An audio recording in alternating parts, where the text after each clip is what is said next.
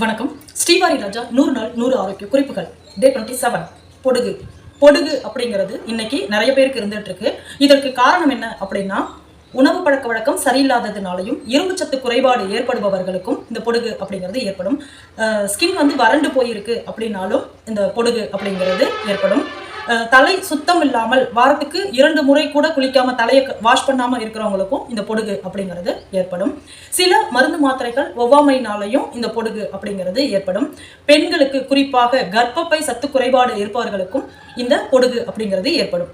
நல்ல ஆரோக்கியமான உணவா எடுத்து இரும்பு சத்துள்ள உணவுகள் எடுத்துக்கிட்டு தலைக்கு வாரத்துல குறைந்தது 2 முறையாவது எண்ணெய் வச்சுக்கிற பழக்கத்தை ஏற்படுத்திக்கிட்டு இப்போ நான் சொல்ற டிப்ஸை ஃபாலோ பண்ணீங்க அப்படின்னா கண்டிப்பாக பொடுகு அப்படிங்கிறத சரி பண்ணிக்கலாம். இன்னொன்று முக்கியமாக சொல்லணும், தலைக்கு வாஷ் பண்ணும்போது இன்னைக்கு நம்ம கெமிக்கல் கலந்த ஷாம்பு தான் நம்ம யூஸ் பண்ணிட்டு இருக்கிறோம். கெமிக்கல் இல்லாத கலக்காத நம்ம ஒரு பொருளை நம்ம யூஸ் பண்றது கிடையாது. அதனால கெமிக்கல் கலந்து யூஸ் பண்ணும்போது தலையை நல்லா தண்ணி ஊற்றி வாஷ் பண்ணிடணும். எவ்வளோ நீங்க வாஷ் பண்றீங்களோ அந்த கெமிக்கல் நம்மளுடைய முடி வேர்கள்ல இறங்காம பார்த்துக்கும். அதனால தான் நல்லா வாஷ் பண்ண சொல்றது. இதை நல்லா நீங்க வாஷ் பண்ணிக்கணும்.